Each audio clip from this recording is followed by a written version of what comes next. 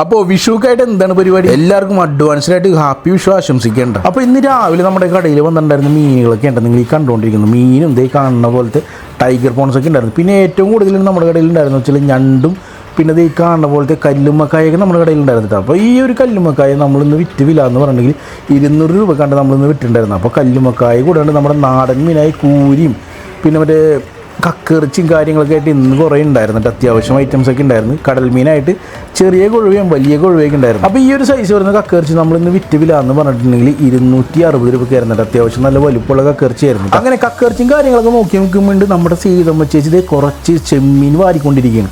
അപ്പോൾ നോക്കിയപ്പോൾ നല്ല ഒന്നാം തരം നാരങ്ങ മീനാണ് എന്നിട്ട്. അപ്പോൾ ഈ ഒരു സൈസ് വരുന്ന ചെമ്മീൻ നമ്മൾ ഇന്ന് വിറ്റവില്ല എന്ന് പറഞ്ഞിട്ടുണ്ടെങ്കിൽ 360 രൂപയ്ക്കായിരുന്നിട്ട് രാവിലെ വിറ്റിട്ടുണ്ടായിരുന്നത്. അപ്പോൾ വളരെ കുറവായിരുന്നു ആ ഒരു സൈസ് വരുന്ന ചെമ്മീൻ കുറവായിരുന്നെങ്കിലും അപ്പോൾ രാവിലെ വിളിച്ച് പറഞ്ഞവർക്കൊക്കെ നമുക്ക് എടുത്തു കൊടുക്കാനായിട്ട് പറ്റിയിട്ടുണ്ടായിരുന്നു. അപ്പോൾ അത് ഏകദേശം ഒരു 1.5 കിലോ ചെമ്മീനാണ് നമ്മുടെ സീതമ്മ എടുത്തിട്ടുണ്ടായിരുന്നത്.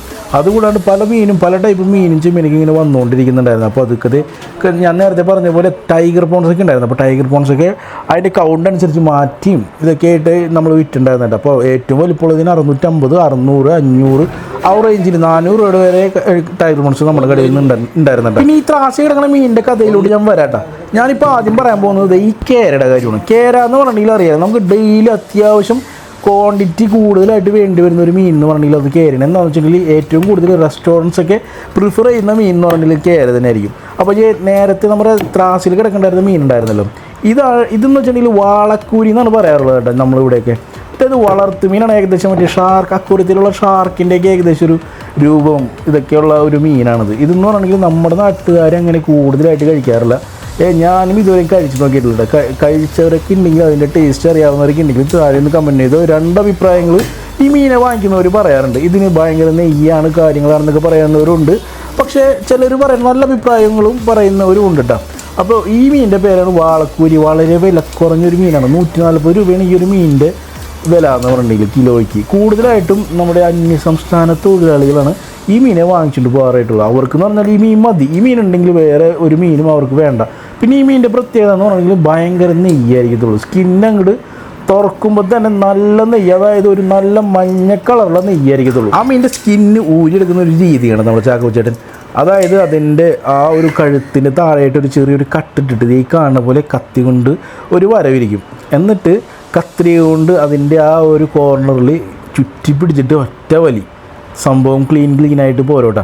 ചിലർ ഈ മീനിൻ്റെ തൊലി ഊരാതെയും ഉപയോഗിക്കണം ഞാൻ കണ്ടിട്ടുണ്ട്. അത് പ്രത്യേകം അവർ വന്ന് പറയും. നമ്മൾ സാധാരണഗതിയിലാണ് നമ്മൾ ഊരിക്കൊടുക്കും കേട്ടോ. പിന്നെയെന്ന് പറഞ്ഞിട്ടുണ്ടെങ്കിൽ നമ്മുടെ കടയിൽ നിന്നുണ്ടായിരുന്നതെന്ന് വെച്ചാൽ ചെറുമീനുകളായിരുന്നു ഏറ്റവും കൂടുതൽ ഉണ്ടായിരുന്നത് വലിയ മീനുകളെ അപേക്ഷിച്ചിട്ട്. നേരത്തെ നമ്മുടെ സീതമ്മ കരിമീൻ ചെറിയ കരിമീനൊക്കെ നന്നാക്കുന്ന കാഴ്ചയുണ്ട് നിങ്ങൾ കണ്ടിട്ടുണ്ടായിരുന്നു.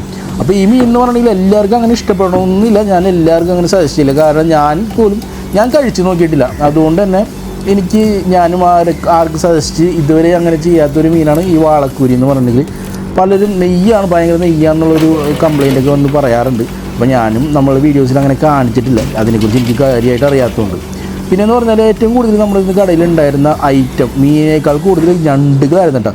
ഈ കാണുന്ന കമ്പനി, അതായത് എക്സ്പോർട്ട് ക്വാളിറ്റി ഞണ്ടാണ് നേരത്തെ കണ്ടത്. ഈ ഞണ്ട് എന്ന് പറഞ്ഞിട്ടുണ്ടെങ്കിൽ കിലോയ്ക്ക് നമ്മൾ 200 രൂപയ്ക്കാണ്ട് നമ്മളിന്ന് വിറ്റുണ്ടായിരുന്നത്. അതേപോലെ തന്നെ ഈ കാണുന്ന കുറച്ചുകൂടി വലിപ്പമുള്ള ഞണ്ട് ഇന്ന് വിറ്റുണ്ടായിരുന്നതെന്ന് പറഞ്ഞാൽ 300 രൂപയ്ക്കാണ് ഈ ഒരു ടൈപ്പ് ഞണ്ട് വിറ്റുണ്ടായിരുന്നത് കേട്ടോ. പിന്നെ അടുത്തതായിട്ട് നമ്മുടെ കടയിലോട്ട് വന്നതെന്ന് പറഞ്ഞാൽ കുറച്ച് ചെറുമീനുകളായിരുന്നു. നാടൻ മീനുകളാണ്. വഴുത പോലുള്ള ചെറുമീനുകൾ. അതുകൂടാണ്ട് ഞണ്ട് അറിയാലോ, ഞണ്ട് ഇങ്ങനെ വന്നുകൊണ്ടേ ഇരിക്കുന്നുണ്ടായിരുന്നു കേട്ടോ. അപ്പോൾ ചില സമയത്തൊക്കെ രാവിലെ വന്നവർക്കൊക്കെ ഞണ്ടെന്ന് കിട്ടിയിട്ടുണ്ടായിരുന്നില്ലെങ്കിലും അത് കഴിഞ്ഞ് കുറച്ച് നേരം കഴിഞ്ഞപ്പോഴേക്കും ഇഷ്ടംപോലെ ഞണ്ടുകളാണ് പലവരായിട്ട് നമുക്ക് പിടിച്ചിട്ട് വന്ന് തന്നിട്ടുണ്ടായിരുന്നു. കണ്ടില്ലേ, ഒരേ സമയത്ത് തന്നെ 2 ടീമാണ് നമുക്ക് ഞണ്ട് കൊണ്ടുവന്ന് തന്നേക്കണത് കേട്ടോ. അപ്പോൾ ഈ ഒരു സമയത്തെന്ന് പറഞ്ഞിട്ടുണ്ടെങ്കിൽ ചെറിയ ഞണ്ടുകളാണ് നമുക്ക് ഏറ്റവും കൂടുതലായിട്ട് കിട്ടുന്നത്. പിന്നെ അതുകൂടാണ്ട് കുറച്ച് വലുപ്പമുള്ള കരിമീൻ നമ്മുടെ കടയിൽ വന്നിട്ടുണ്ടായിരുന്നു. അപ്പോൾ രാത്രി പിടിച്ച ഞണ്ടൊക്കെ രാവിലെ ഐസിട്ടിട്ട് രാവിലെ കൊണ്ടുവന്ന് തന്നേക്കേണ്ടത്. എന്താണെന്ന് വെച്ചാൽ രാത്രി ആയിരിക്കും, ചില തക്കൊന്നും രാത്രി ആയിരിക്കും. അപ്പോൾ രാത്രി പിടിച്ച കരിമീനൊക്കെ നമുക്ക് രാവിലെ ഇതേപോലെ ഐസിട്ടിട്ടായിരിക്കും വരുന്നത്.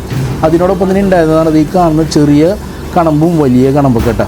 അപ്പോൾ അത് ഈ ഒരു സൈസ് വരുന്ന കരിമീൻ നമ്മളിന്ന് വിറ്റുണ്ടായിരുന്നത് പറഞ്ഞിട്ടുണ്ടെങ്കിൽ കിലോയ്ക്ക് 600 രൂപയ്ക്കായിരുന്നു കേട്ടോ. പിന്നെ ഇന്നെന്ന് പറഞ്ഞിട്ടുണ്ടെങ്കിൽ നമുക്ക് ഏറ്റവും കൂടുതൽ കിട്ടിയത് ഞണ്ടാണെന്ന് ഞാൻ പറഞ്ഞു. അതുകൂടാണ്ട് വലിപ്പമുള്ള മീനെ വെച്ചിട്ട് നോക്കുമ്പോൾ നമ്മുടെ കേരയായിരുന്നു ഉണ്ടായിരുന്നതെങ്കിൽ കേര, ഓലക്കുടി പോലുള്ള മീനുകളൊക്കെ ഉണ്ടായിരുന്നു. പക്ഷേ നമ്മുടെ കാളാഞ്ചി പോലുള്ള മീനുകളൊക്കെ ഇന്ന് അവൈലബിലിറ്റി വളരെ കുറവായിരുന്നു.